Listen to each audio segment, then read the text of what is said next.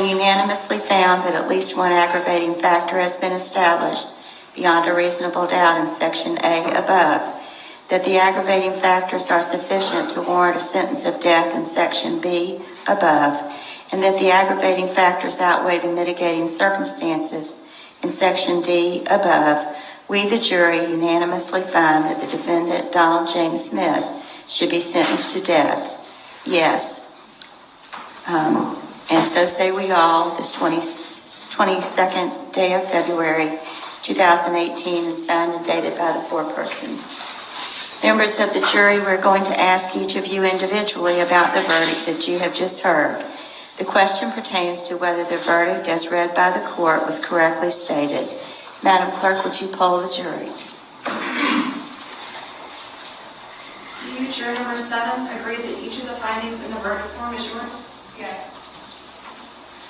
Do you, juror number 13, agree that each of the findings in the verdict form is yours? Yes. Yes. Thank you. Thank you, Madam Clerk. Ladies and gentlemen of the jury, you have completed your jury service. It's been a long 3 weeks. On behalf of everyone involved in this case, I would like to thank you for your patience and all the time you have devoted to us. With that, in a moment, you will be free to go. You do not have any obligation to speak to anyone about this case. If anyone talks to you about the case and you don't want to speak about the case, you do not have to speak about the case. If you wish to speak about the case, then that's up to you. You are now an ordinary citizen again, and you can go about your life in an ordinary manner. I don't think anybody tomorrow will ask you if you followed my instructions. I don't think you'll have to hear that again. Let me just see one more thing, just a second. I'll put this in more legal terms than what I just said. I wish to thank you for your time and consideration of this case. I also wish to advise you of some very special privileges enjoyed by jurors.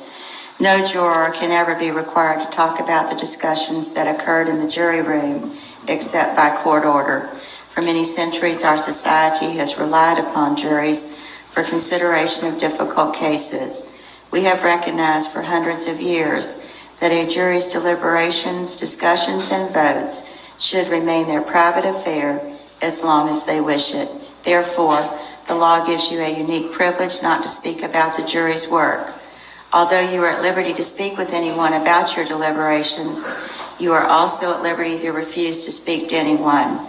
A request to discuss either your verdict or your deliberations may come from those who are simply curious or from those who might seek to find fault with you, from the media, from the attorneys, or elsewhere. It will be up to you to decide whether to preserve your privacy as a juror. Again, ladies and gentlemen, thank you. You are discharged. All right, you may be seated.